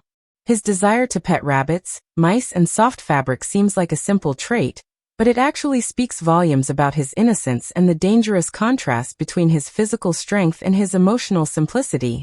The soft things Lennie loves always end up dead in his hands, which perfectly mirrors the way good things in their lives always slip away. Lennie's strength is both his gift and his curse, and his interactions with soft objects are a constant visual reminder of this tragic contradiction. His need to touch softness becomes a metaphor for his constant search for comfort, safety, and gentleness in a world that is anything but soft. The character of Candy and his old, crippled dog also carry powerful symbolic weight. Candy's dog is old, worn out, and considered useless by the other workers, much like how Candy feels about himself. When the other men pressure Candy into letting them shoot his dog, it's not just about putting down an animal. It's a chilling symbol of how society treats those who are no longer seen as valuable. Candy's deep guilt and grief over the dog's death spill over into his desperation to join George and Lennie's dream, because he sees that little farm as his last chance to escape the same fate as his dog. The dog's death becomes a quiet, ominous foreshadowing of the film's ending, where mercy and cruelty blur together in the harsh choices the characters must make. Curley's wife, though often dismissed by the men around her, is also a symbol in her own right. She represents temptation, isolation, and broken dreams. She is trapped in her own way, just like the other characters, and her constant appearance in the men's quarters, seeking attention and conversation, signals her own deep loneliness. Her death is not just a tragic accident. It's the collapse of Lennie's fragile world, and the shattering of every hope the characters have been clinging to. Her character functions as both a narrative turning point and a symbol of the dangerous intersection between dreams and reality, where simple mistakes lead to irreversible consequences. Even the landscape itself works symbolically throughout the film. The wide open fields, the dusty roads, the quiet streams, they all create a feeling of endless wandering. The natural settings seem peaceful, but they are often the backdrop to intense emotional moments, giving nature a dual role as both a place of refuge and a silent witness to human suffering. The film's opening and closing scenes by the river are especially significant. This river is not just a physical location. It's a symbol of escape, memory, and the cyclical nature of life. George tells Lennie to remember the river as a place to hide if things go wrong. And when the final moment arrives, the river becomes the place where dreams and tragedy collide. It's the setting of both comfort and heartbreak, carrying the weight of everything that has come before. The film is also filled with smaller, more subtle visual metaphors that sharpen its themes. The hands of the characters are constantly emphasized: Lennie's large, uncontrollable hands, Candy's missing hand, Curley's obsession with his own hands. Hands in this story represent power, control, weakness, and the ability to shape one's future, or destroy it. The way the film quietly focuses on hands is a brilliant visual choice that ties back to the larger idea of who holds power, and who is ultimately powerless. There's also the deeper metaphor in the very title, of Mice and Men, which the film fully embraces. It's a reference to the famous line from Robert Burns' poem, about how the best laid plans of mice and men often go wrong. The film constantly circles back to this idea, that no matter how carefully people plan, life has a way of unraveling those dreams. George and Lennie's dream, Candy's hopes, Curly's wife's need for connection. All these carefully built plans come crashing down because the world they live in is unforgiving and indifferent. All these layers of symbolism give the film its staying power. They're not forced or over-explained. They quietly sit in the background, waiting for the audience to notice them and feel their weight. The film trusts viewers to pick up on these deeper meanings, which makes the experience of watching it so much richer and more rewarding. Of Mice and Men, 1992, is not part of a cinematic franchise, but it belongs to something even more significant. It's part of the long-standing tradition of adapting John Steinbeck's work to film, and it holds an important place in the history of literature-based cinema. The story itself is deeply tied to the Great Depression era, and the film's commitment to capturing this historical period is one of its greatest strengths. The accuracy and immersion are handled with a kind of quiet confidence. The filmmakers don't drown the audience in heavy-handed historical details or flashy period markers. Instead, they bring the 1930s to life through the textures, the clothing, the barren fields, the workers' bunks, and the subtle rhythms of rural life. The sets and locations feel authentic without being showy. The modest farm settings, the rough wooden bunks, the dirt-covered clothing, and the old farm equipment all reflect the harsh simplicity of the era. It's not a history lesson, it's an experience that feels lived in. The characters' language and interactions further reinforce the authenticity.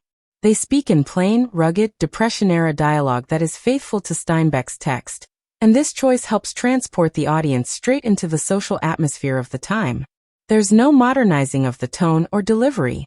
The men talk like men who have spent their lives moving from one farm to the next, always searching for work, never quite settling, always living one bad break away from ruin.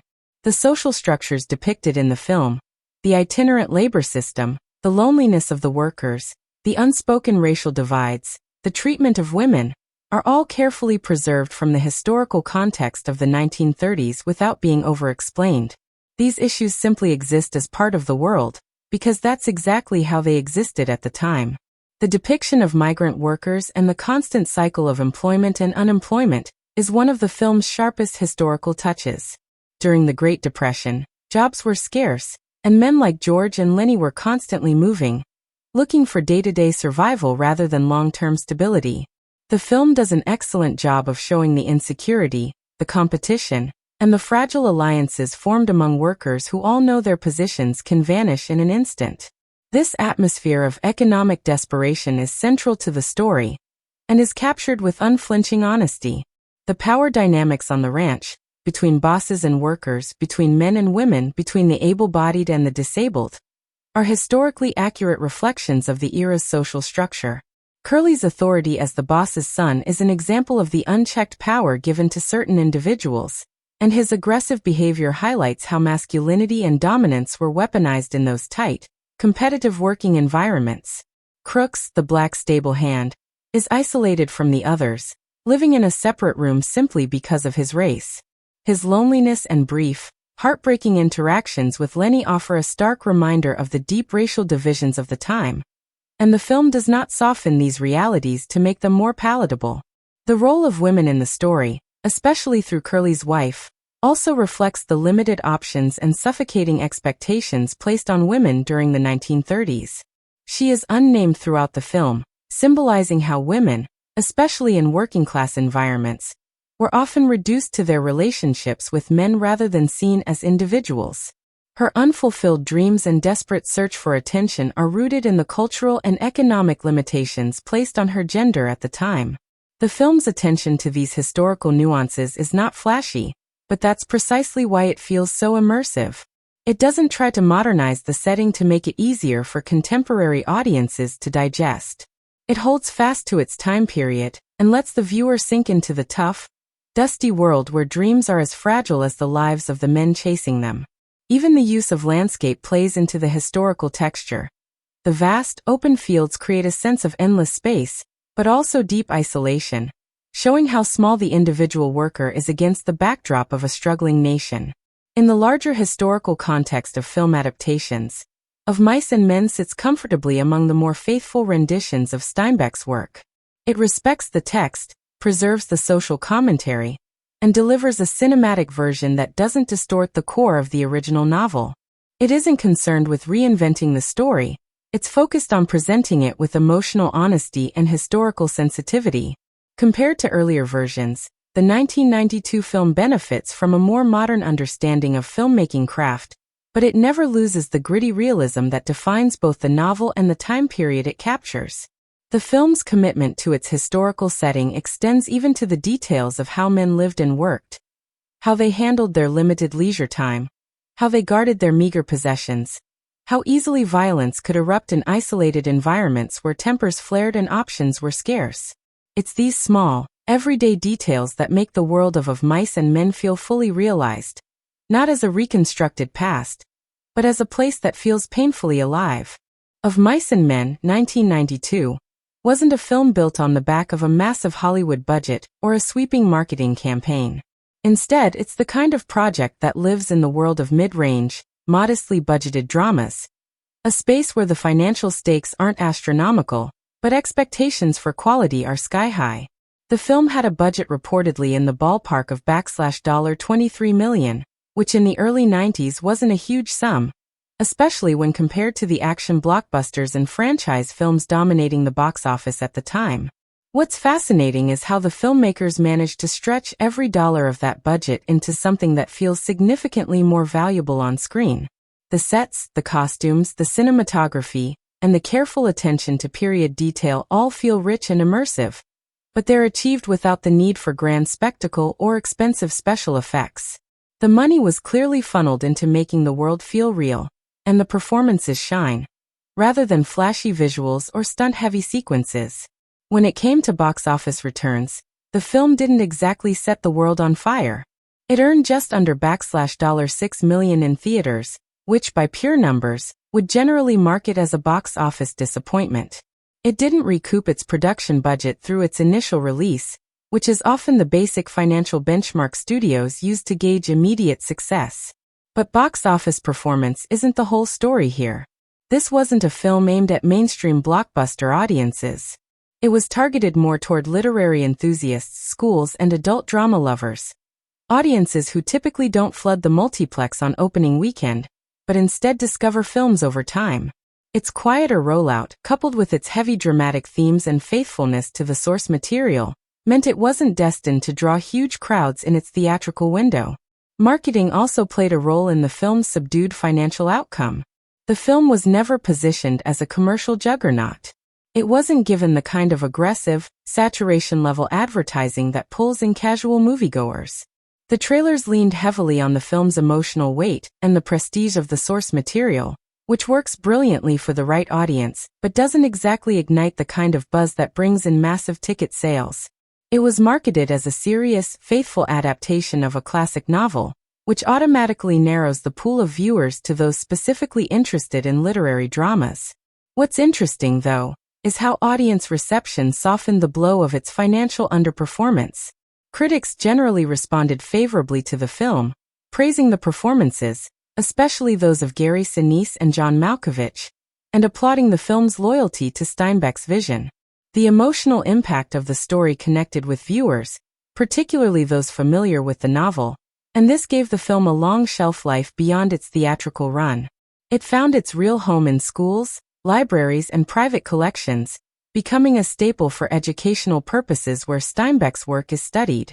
Over time, the film gained a reputation not as a commercial hit, but as a respected adaptation that continues to be discovered by new audiences, especially students. The modest budget actually worked in the film's favor in the long run. Because it wasn't a massively expensive production, it didn't have to become a box office monster to justify its existence. It could afford to find its audience slowly, through word of mouth, home video, and classroom screenings. In a strange way, its financial modesty matched the story's core themes. The quiet struggle for something better, the idea that not all success is measured in grand numbers, and that some things, like art, are valuable even if they don't break records. The film's afterlife in the home video market and in academic settings ultimately gave it a form of success that isn't measured in dollar signs. It's the kind of film that keeps earning a place in conversations, long after the final box office tallies have been forgotten. Its cultural and educational impact likely far outstripped its ticket sales, which is fitting for a story about dreams that matter even if they're never fully realized. Here's your expanded response without any references or links. If you're planning to watch Of Mice and Men, 1992, there are several great ways to experience the film, each offering its own unique vibe depending on how you like to watch movies. First, let's talk about streaming platforms, which are probably the easiest and quickest options. You can find the film available on several popular streaming services. It's accessible on platforms that allow you to either watch it as part of a subscription or with brief ad breaks. These platforms are perfect if you want to dive right into the story without making a big commitment or purchase. Streaming offers clean visuals and solid sound, making it a smooth and comfortable way to enjoy the film. You can simply sit back, press play, and get transported into the quiet, moving world of George and Lennie. If you prefer a more polished experience without interruptions, digital rental or purchase is another great route. Renting the movie digitally costs just a small amount, and you can find it on most major digital storefronts. This method lets you watch it without any ads and usually in higher resolution. It's a good choice if you really want to immerse yourself fully in the story, uninterrupted. Buying it digitally gives you permanent access, so you can revisit your favorite scenes whenever you like. The emotional weight of the film is something you may want to return to, and owning it ensures it's always there when you need it. For those who love to collect physical media, the DVD and Blu-ray options are still available. Physical copies are excellent for people who appreciate having a tangible piece of cinema history on their shelves. The quality is steady, the subtitles can be helpful for catching every bit of dialogue, and some versions even offer additional features that can give you deeper insights into the making of the film. It's the perfect option if you enjoy carefully curated movie nights at home, or if you simply like to build a personal movie collection. Now, how should you watch Of Mice and Men to get the full impact? The film's power really shines when you create a calm, focused environment. This isn't the type of film to watch while scrolling on your phone or multitasking. It's best to sit down in a quiet space, maybe in the evening when the world slows down a little, and let the story breathe. Subtitles can enhance the experience because the dialogue, though simple on the surface, carries deep emotional weight. And it's definitely worth revisiting key moments like George sharing his dream with Lennie or the tender scenes between Lennie and his puppy. These scenes grow even more powerful when you rewatch them and pick up on the quiet nuances in the performances. So whether you stream it, rent it, buy it digitally, or track down a physical copy, you're in for an intimate, emotionally resonant story that lingers long after the credits roll. Choose the viewing method that matches your style. Whether you love the instant access of streaming, the clarity of a rental, or the permanence of physical media,